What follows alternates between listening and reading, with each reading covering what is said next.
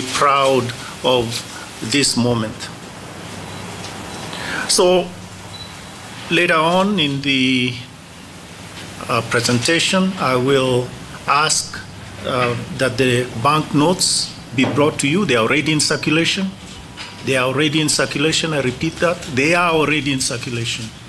And I would want you to see some of them and for you to actually see them as they are. You can feel them and so forth. The points to make are as follows. First, this involved a long process. I would actually add the word arduous in this long and arduous process. And we have followed all the applicable laws to get to this point. And in terms of the quality of the notes, we have tried also listening to the public. We've tried to put together a set of notes that we'll be proud of. We've also listened to the population. As you know, we actually did public, we involved the public in the designs of the notes and the various features on it. The coins, if you recall, had the pictures of or had images depicting our wildlife. And in the case of these banknotes, they are depicting various elements of our activity, economic activity, and aspects of things that relate to our prosperity, economic prosperity. So we have green energy, we have agriculture, we have tourism, we have, I've forgotten the other one, and also we have governance. These are actually, the other one was sports, I'm sorry. How could I forget that? How could I forget that? So that's what has been depicted on it, on the back side of the notes. On the front side of the notes, one of the images that is there is really of the Kenyatta International Conference Center. And it actually is something that all of us find recognizable. And in my words, when we launched this is iconic, the building, and I think everyone in the entire country recognizes that structure. I think we all know how those of us that come to Nairobi the first time, the first thing they want to see is Kenyatta International Conference Center and take their pictures there, because it is part of our sort of landmarks in our country. There are other images. For instance, there's an image of a dove at the front, which again symbolizes peace. There are images of animals coming through the numbers, and the big five, as I explained during the launch. So in sum, the design of the notes has satisfied every applicable law. It has satisfied public participation. We got a lot of ideas. For instance, as I have said before, one of the ideas from the public was to make the notes more accessible to visually impaired persons. And consistent with that, if you look at the notes, you'll see there are certain elements that make it much more accessible. There are certain bars that allow that sort of feeling of what the note is. There's also the numbers are raised, also at least to give it distinction, and also the writing of the name Kenya and so forth. Now, those are not the only features, but I wanted to assure you, members of the public, members of the press, that this was an effort that was thorough, followed the law, and indeed successful at the end. So right here, I would want to thank everyone who was involved in this. First and foremost, the population, by giving us their ideas and also giving us time to deal with the issues that came up. I also want to thank the other supporting, let's say, those that supported us going forward, other parts of the governance structure. And finally, of course, I want to thank our own central bank staff that have worked tirelessly.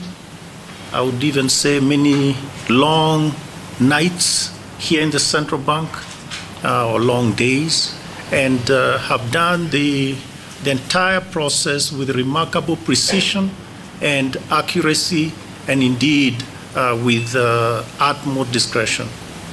So that's what I want to say about that, and you'll see the notes as we complete the presentation.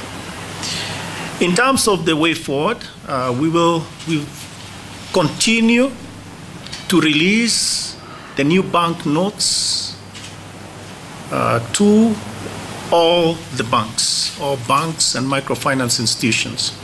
Of course, at this moment, if you go to a bank, what you'll find is they'll probably have stocks that were there last Friday, meaning not the new banknotes, but very soon they'll be in every single banking hall, or rather bank branch, every single microfinance branch.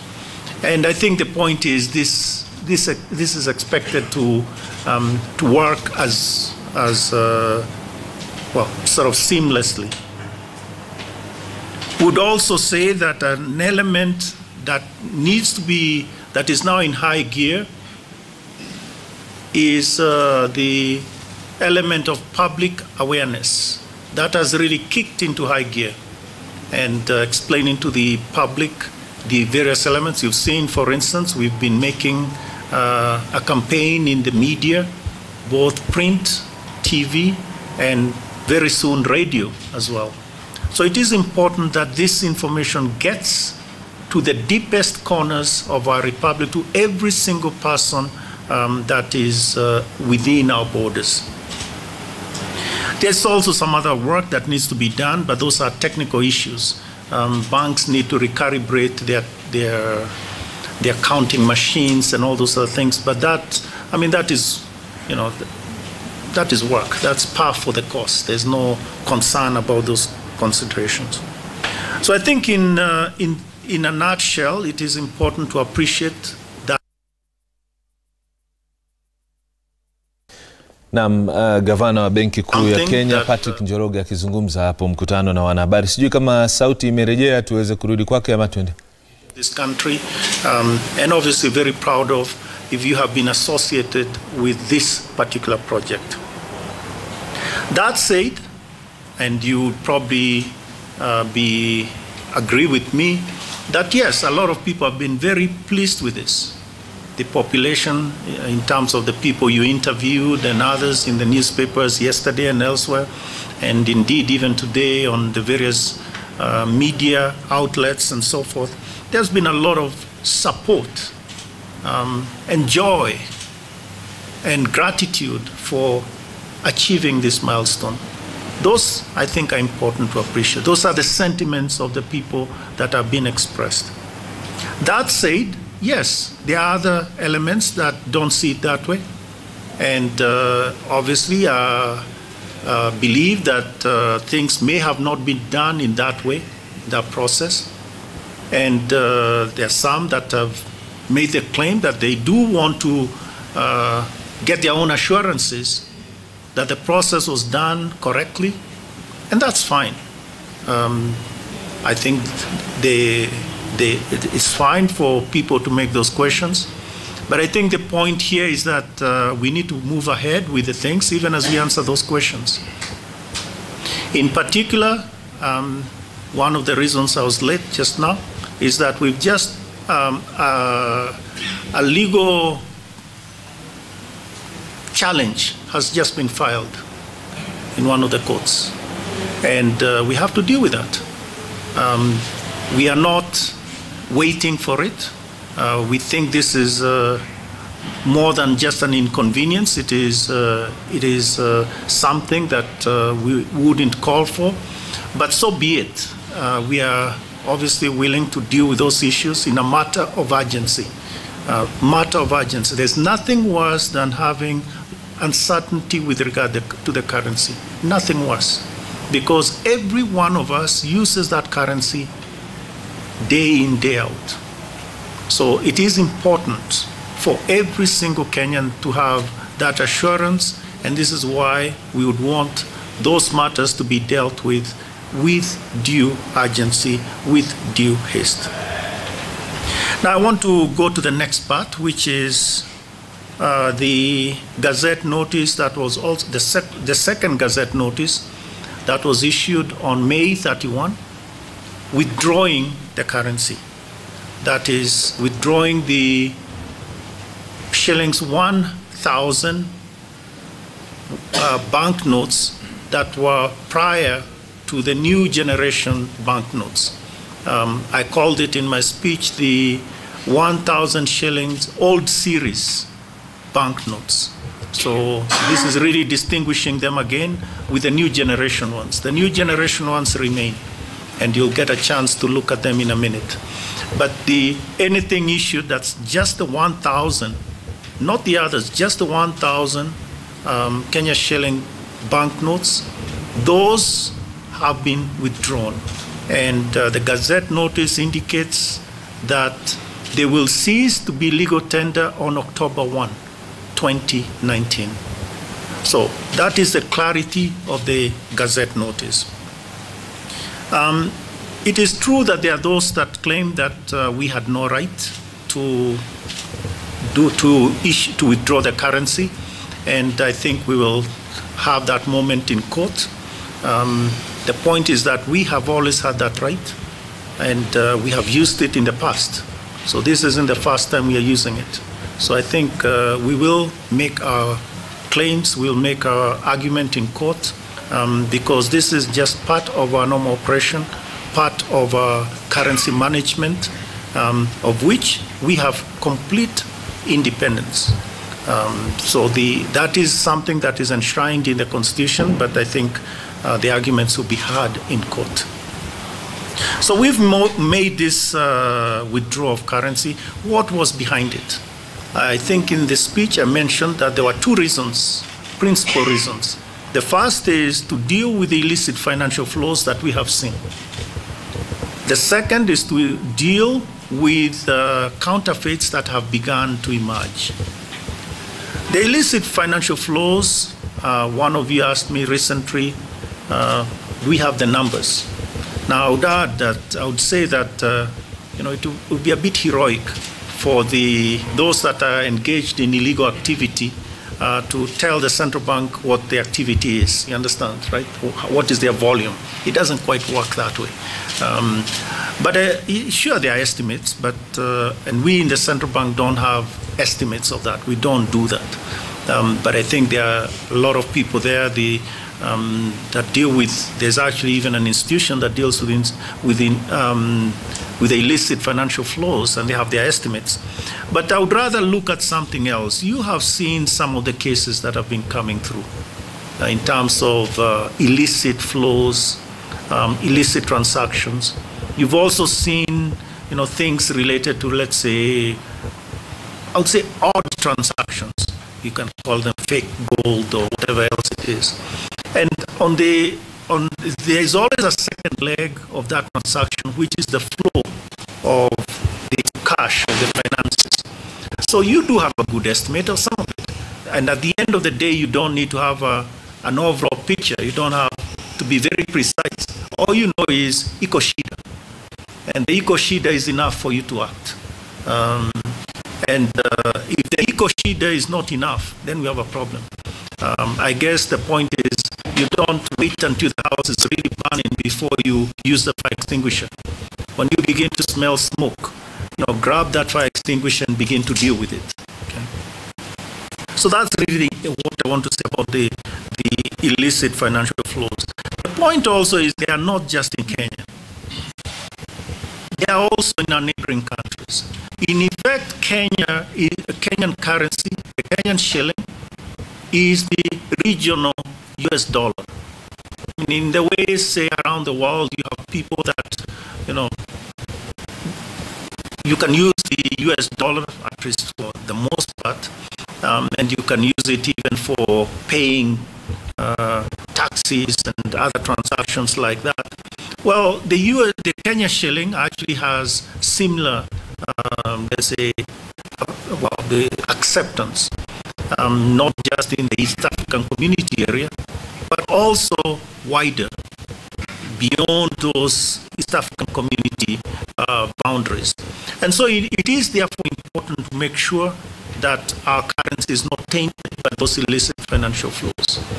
Now, why the illicit financial flows are becoming more problematic now, I don't know. That's for others to write the history, or for that matter, papers and all those other things.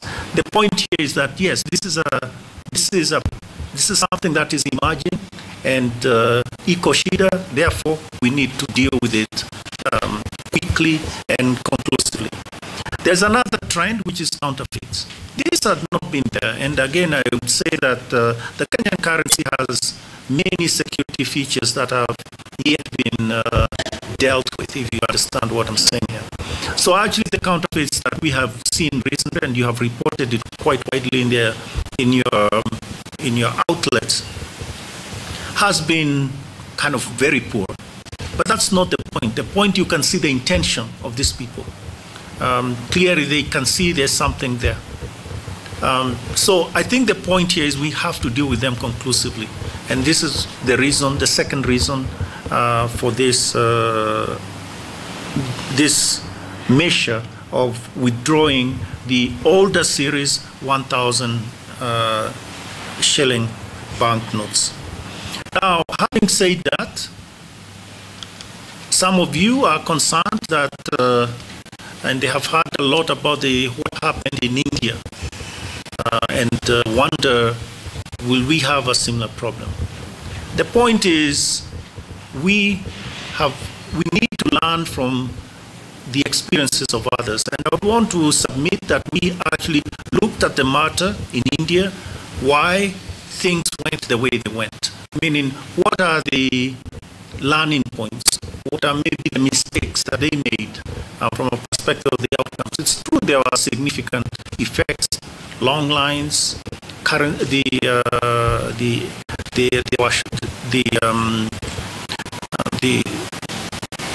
long lines, the economy actually shrunk, or rather the growth rate came down precipitously.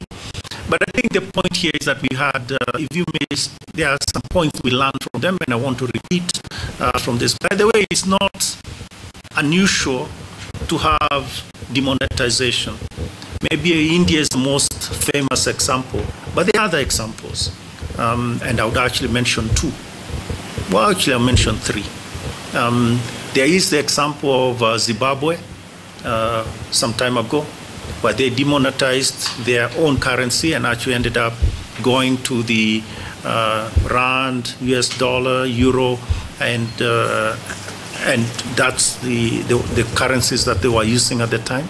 But they demonetized, they withdrew their own currency. This obviously was trying to deal with more fundamental issues. I won't go into the history of it. You know the history as much as I do.